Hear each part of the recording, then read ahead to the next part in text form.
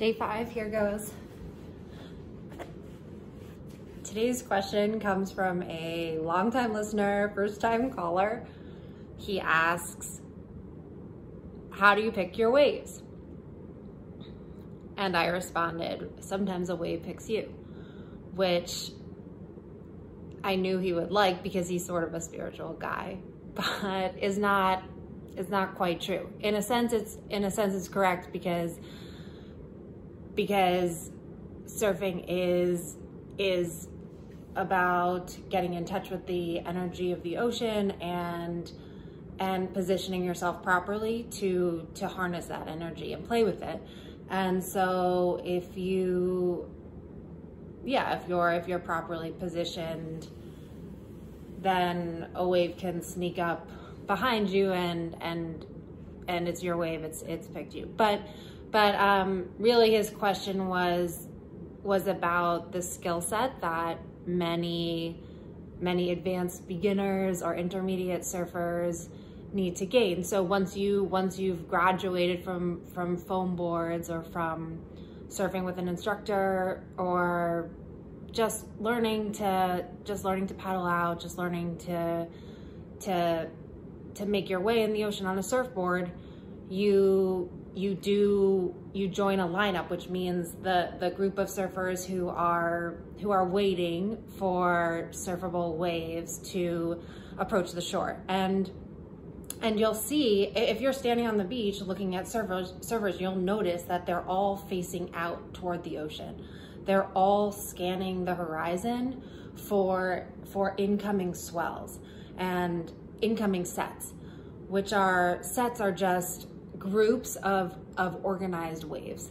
They frequently a set will be 3 or 4 organized surfable waves. So waves start out way out at sea because of a combination of factors, mostly having to do with the depth of the water and wind, and so weather conditions. And then as waves approach shore, they sort of emerge up from sea level, and as they come closer, they get more organized. And so, yeah, when you're waiting, when you're scanning the horizon for a surfable wave, what you're looking for is one whose face will, a wave that will jut out of the ocean and have a face which is a height of wave that you can manage and will break,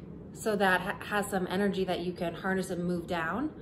But so you don't want something that'll just crest and not break, because you can't ride that. And then you don't want a wave that's a closeout either, that will just come crashing down on top of your head. And it's really hard to know. And like most things, the only way to really learn is to spend a lot of time in the water where you're surfing that day, experiencing it, observing it. And one thing that I like to do as a beginner, intermediate surfer is I like to watch the first few sets from the ocean. And then also I almost never take the first wave in a set. So if it looks like a set of 4 waves is coming, I'll let the advanced surfers surf the first few. And that's great because I can see how the waves are behaving. I can see where exactly the surfers are positioning themselves for their takeoff, which should be as close to the peak of the wave as possible, and right as it's cresting, as it's breaking. And so I'll sort of let the lineup clear out a bit through the first, second wave of the set, and then try to catch the 3rd or 4th. So that's my tip on how to pick your waves. Good luck.